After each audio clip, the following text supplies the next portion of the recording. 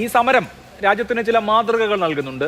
ഈ സമരത്തിൽ പങ്കെടുത്തിട്ടുള്ള ഈ ചെറുപ്പക്കാർ, അതിൽ ബഹുഭൂരിപക്ഷം ആളുകളും മുമ്പ് ഏതെങ്കിലും ഒരു സമരത്തിൽ പങ്കെടുത്തവർ ആയിരിക്കില്ല. ഐസയുടെയും SFIയുടെയും AISFന്റെയും ഒക്കെ പ്രവർത്തകർ പങ്കെടുത്തിട്ടുണ്ട്. അതിനപ്പുറത്ത് ഒരു സംഘടനയുടെയും ഭാഗമാകാത്ത ആളുകൾ CJP എന്ന പ്ലാറ്റ്ഫോമിൽ ഒഴുകി വന്നു. അവർ മർദ്ദനമേറ്റു, അവിടെ തന്നെ നിന്നു, വീണ്ടും അടിക്കാൻ പോലീസിനോട് പറഞ്ഞു. അവർ ജന്തർ മന്ദറിൽ നിന്ന് തിരിഞ്ഞു പോയിട്ടില്ല. അവരുടെ കൺവിക്ഷൻ വളരെ വലുതാണ്. അത് തന്നെ നമ്മൾ ഈ സോഷ്യൽ മീഡിയ പരിശോധിച്ചാൽ വലിയ തോതിൽ 15നും 25നും ഇടയ്ക്ക് പ്രായമുള്ള ഈ രാജ്യത്തെ ബഹുഭൂരിപക്ഷം കുട്ടികളും അതിശക്തമായ നിലപാട് ഇക്കാര്യത്തിൽ അവർക്ക് ആ കൺവിക്ഷൻ ഉണ്ടെന്ന് ബോധ്യപ്പെടും. ഇത് ഒരു രാഷ്ട്രീയ പ്രക്രിയയായി മാറുമോ? ഈ സമരത്തിന് എന്ത് മാതൃകയാണ് മുഖ്യധാരാ കക്ഷികൾക്ക് കാണാൻ കഴിയുന്നത്?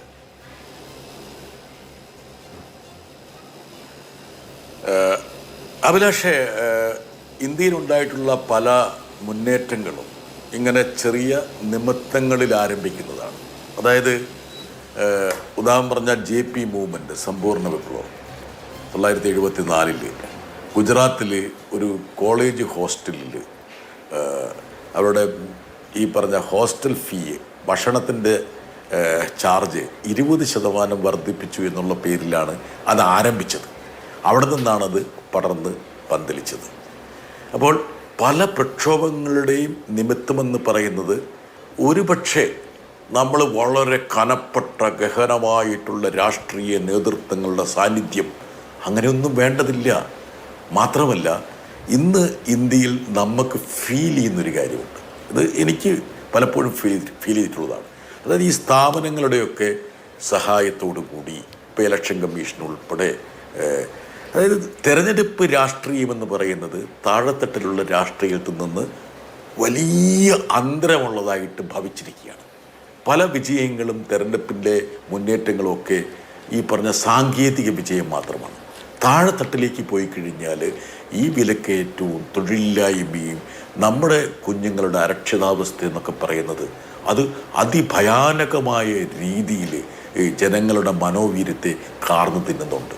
അപ്പോൾ ഈ കഴിഞ്ഞ കുറേ കാലമായിട്ട് ഇവർ മനസ്സിൽ അടക്കി പിടിച്ച് വച്ചിരുന്ന ഒരു ക്ഷോഭമുണ്ടല്ലോ, ആ ക്ഷോഭം അണപൊട്ടി ഒഴുകാൻ വേണ്ടിയിട്ടാണ് ഈ പറയുന്ന സുപ്രീം കോടതി ചീഫ് ജസ്റ്റിസ് ഈ കോക്രോച്ച്, ഈ പറഞ്ഞ പാറ്റ എന്നുള്ള പ്രകാരം തൊഴിലില്ലാത്ത ചെറുപ്പക്കാർ ആക്ടിവിസ്റ്റ് ആളുകളായിട്ടും ഈ പറയുന്ന പത്രപ്രവർത്തകരായിട്ടും മാറുന്നു. അവർ കോക്രോച്ചുകളാണ്, അവർ പാറ്റകളാണെന്നുള്ളൊരു പ്രയോഗത്തിൽ നിന്നാണ് ഇത് തുടങ്ങിയത്.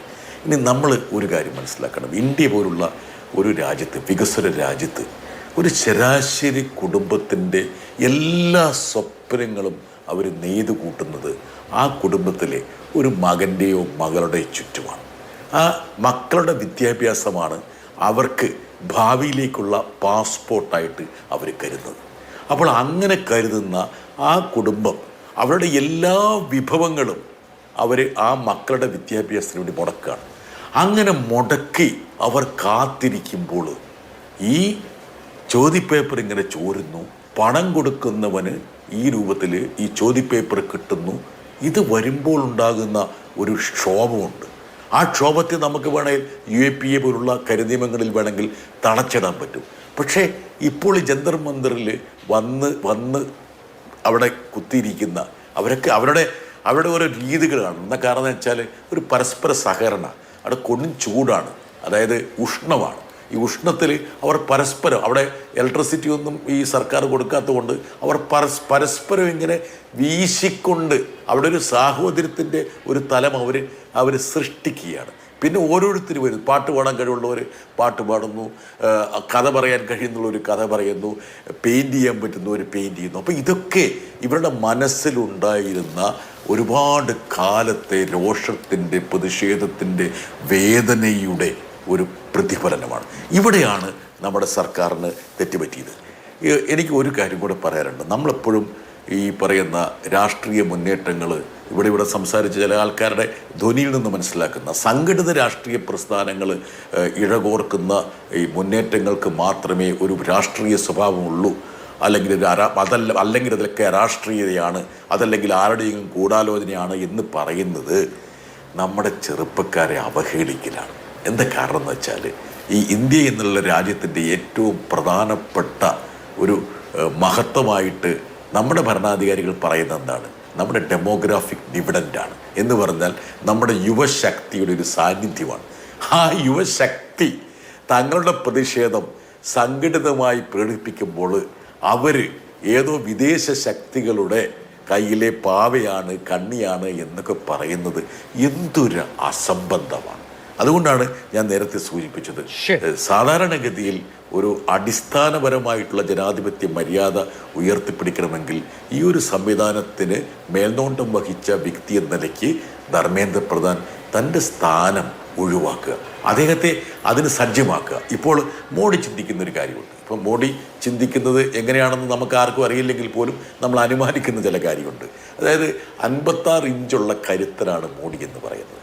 അപ്പോൾ ഈ പ്രതിഷേധത്തിൻ്റെ പശ്ചാത്തലത്തിൽ ഈ തൻ്റെ സഹപ്രവർത്തകനായ ധർമ്മേന്ദ്ര പ്രധാനെ കൈയൊഴിയുകയാണെങ്കിൽ, അല്ലെങ്കിൽ അദ്ദേഹത്തെ ബലി കൊടുക്കാൻ നിർബന്ധിതനാകുകയാണെങ്കിൽ തൻ്റെ ഈ 56 ഇഞ്ച് ചുരുങ്ങിപ്പോവുകയോ തനിക്കുണ്ട് എന്ന് പറയുന്ന വലിയൊരു അപ്രമാദിത്വം അത് ഇടിഞ്ഞു പോകുമോ? അപ്പോൾ അങ്ങനെ വരുമ്പോൾ മോഡി എന്നുള്ള ഭരണാധികാരിയുടെ കാർക്കശ്യം കുറഞ്ഞ് ഈ സർക്കാരിൻ്റെ തന്നെ ഏറ്റവും പ്രധാനപ്പെട്ട ഒരു ഊർജ സ്രോതസ്സായിട്ടുള്ള ഈ ധാർഷ്ട്യം കടപഴകി പോകുമോ എന്നുള്ളതാണ് ഇവരുടെ മുമ്പുള്ള ആശങ്ക.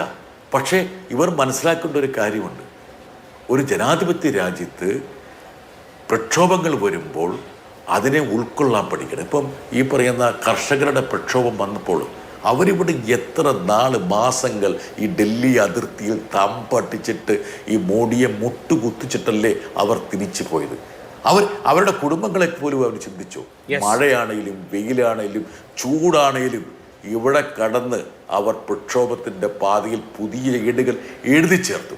അതുപോലെ തന്നെ സമാനമായിട്ടുള്ള ഒരു ചരിത്ര നിർമ്മിതിയാണ് ഇപ്പോൾ ജന്തർ മന്ദിറിൽ നടക്കുന്നത്. അതിൽ ഭാഗവാക്കാകാൻ വേണ്ടി ലോകത്തിൻ്റെ എല്ലാ ഭാഗത്തു നിന്നും ആൾക്കാർ ഇങ്ങോട്ട് ഒഴുകുന്നു എന്നുള്ളതാണ് ഏറ്റവും ശ്രദ്ധേയമായ ഒരു ഘടകം.